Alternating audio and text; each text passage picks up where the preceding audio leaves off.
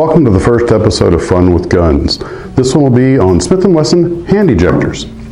In 1892, the Army adopted their first double-action revolver with a swing-out cylinder, the Colt Model 1892, chambered in .38 long Colt.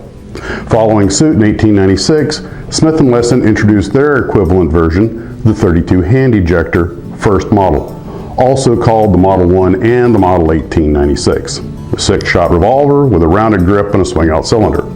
The original chamber was in .32 Smith and Wesson long, but by 1899, at the request of the Army and the Navy, a .38 caliber model was built. The swing-out cylinder feature of both the Colt and Smith and Wesson revolvers allowed the shooter to eject all of the cartridges at one time, by hand, thus the name Hand Ejector on the Smith and Wesson. Earlier Smith and Wesson revolvers, like the Schofield, utilized a break top action that ejected all the casings at one time, and it was fast, but it was a weak frame. The weakened frame caused the gun to be limited in the caliber that it could shoot. The hand ejectors use the much stronger solid frame construction, which would allow for more powerful cartridges. This is especially an important feature because of the modern smokeless powders that were rapidly replacing the weaker black powder cartridges. The original revolvers were popular, but both the Smith & Wesson .32 and the Colt .38s were anemic. Even the Smith & Wesson .38 Special, which came out sometime later in 1899, proved inadequate. During the Moro Rebellion of 1899 to 1913, the U.S. Army was forced to reissue the Colt 1873, chambered in .45 Colt, until something more powerful could be developed. This led to the development and the adoption eventually of the Colt 1911 .45 automatic, or .45 ACP.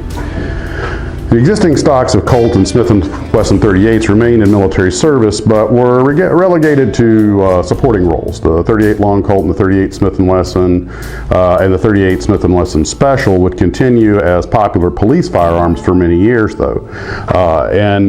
Today, only the .38 Smith & Wesson remains in commercial production, as it was a standard law enforcement sidearm for many decades until superseded by semi-automatic pistols starting pretty much in the 1980s.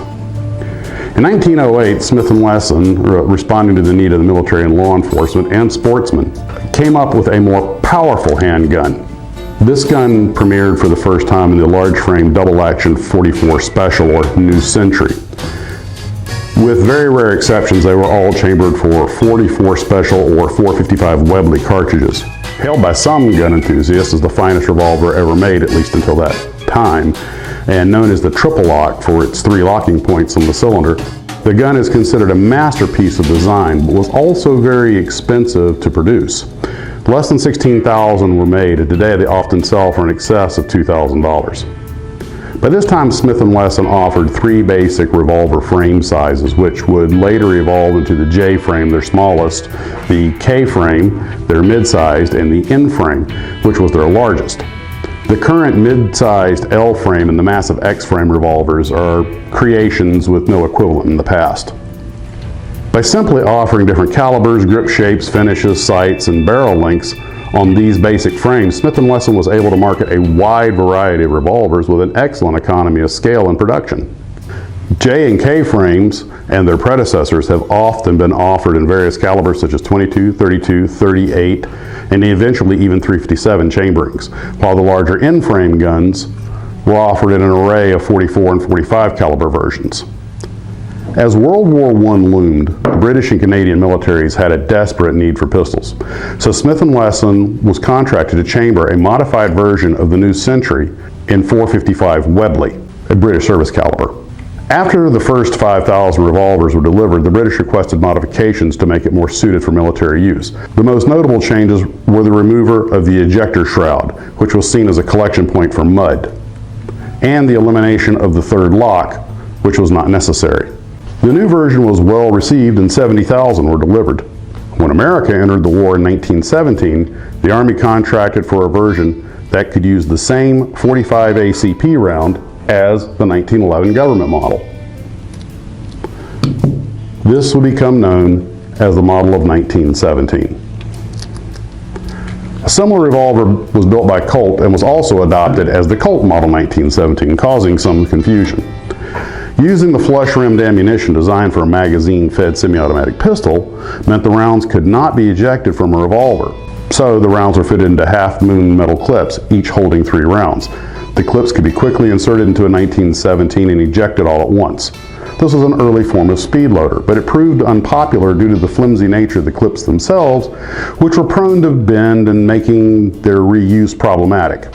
After World War I, the Peters Ammunition Company introduced a rimmed version of the .45 ACP case dubbed the .45 Auto Rim. This eliminated the need for the half-moon clips. Much later, a full-moon star clip that held all 6 rounds together and was far stouter was developed for the revolver. Following the Great War, a development was made to the large hand ejector series. You see, the .38 Special was still deemed too weak for law enforcement, so an idea was formed to take the large caliber .44 revolver and chamber it for a heavy .38 Special load. The large revolver was strong enough to absorb the higher pressures and thus allowed shooters to reach much faster velocity. This was called the .38-44. It literally refers to a .38 caliber revolver on a .45 frame. But in 1935, such shooting luminaries as Elmer Keith were busy using overcharged revolvers in a quest for more power. .38 Special was extended by 13/100ths of an inch to make room for an even larger powder charge, and also extended to prevent it from accidentally being placed in a .38 Special. Thus, this new powerful round was called the .357 Magnum, partly for marketing and partly to help prevent confusion. The new name reflected the uniform diameter of the projectile, which was 357/1000ths of an inch. Special .357 projectiles were also developed. The .38 moniker is misleading today, and I'm going to do a special on that later. The .357 Magnum has become a legendary gun, but at $60 per pistol in 1935, the .357s proved too expensive for most shooters. The FBI, under J. Edgar Hoover, did like the gun and purchased many of them with 3.5-inch barrels. Hoover did not want his G-men to be outgunned. But production had to be suspended during World War II. So Smith and Wesson made a no-frills .38, a series called the Victory model for government service. And many more were Lend-Lease guns sent to British and Canada and any other country that needed them. The British and Canadian guns were chambered for the .38-200 round, which is the same as a .38 Smith and Wesson. .38 Smith and Wesson is a shorter and slightly wider case and holds a .361 caliber bullet. Though many post-war Lend-Lease guns were converted by gunsmiths to chamber the .38 Special. Don't be surprised if your case splits and your accuracy is poor. After the war, Smith and Wesson again started making a variety of revolvers for all purposes. And in 1955, they extended the popular .44 Special in much the same way they had the .38. This created the .44 Magnum. Like the original .357 Magnum, the gun was not a great seller at first due to its high cost and heavy recoil. It was an excellent hunting gun, but was considered far too big for law enforcement. A version of the gun was also eventually made in .41 Magnum. Smith & Wesson also had learned that they could even extend the K-frame revolvers and chamber them for .357 Magnum.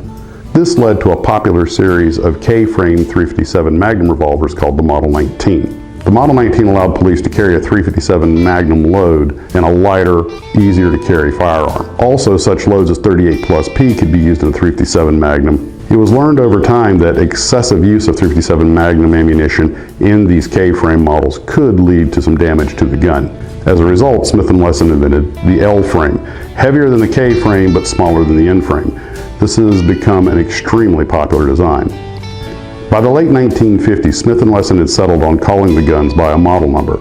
A dash and a subsequent number indicated an updated version. The original basic K-frame .38 was the Model 10. A later version of the same model would be introduced as the 10-1 or 10-2, etc. A significantly different version would have a different model number. So a Model 10 with a heavy barrel and adjustable sights would be known as a Model 15, such as this revolver right here. Take this same revolver, give it target sights, target trigger, and a longer barrel, and you have the Model 14. If the gun was made of stainless steel, they would start the numberings with a 6. By the 1980s, the revolvers were starting to give way to autoloaders in law enforcement. The high-capacity magazines, quick reload, excellent reliability of the so-called Wonder 9s had removed any credible argument for staying with revolvers. The bad guys were up gunning and the police needed to keep up. To Despite this, revolvers have remained popular, and Smith & Wesson continues to update their revolver line with such guns as the 10-shot 22 caliber Model 617, and their large hunting revolvers and J-frame revolvers still remain popular for self-defense. They've even invented a new X-frame revolver for the powerful Smith & Wesson 500 cartridge. In the final analysis, the real testament to the hand ejector design is that well over a century later, it's still relevant in the marketplace, and that for over 8 decades, if you saw a policeman walking down the street, he most likely had a Smith & Wesson hand ejector in his holster. I'm Max of Max's Models. Thanks for watching. See you next time, and be safe.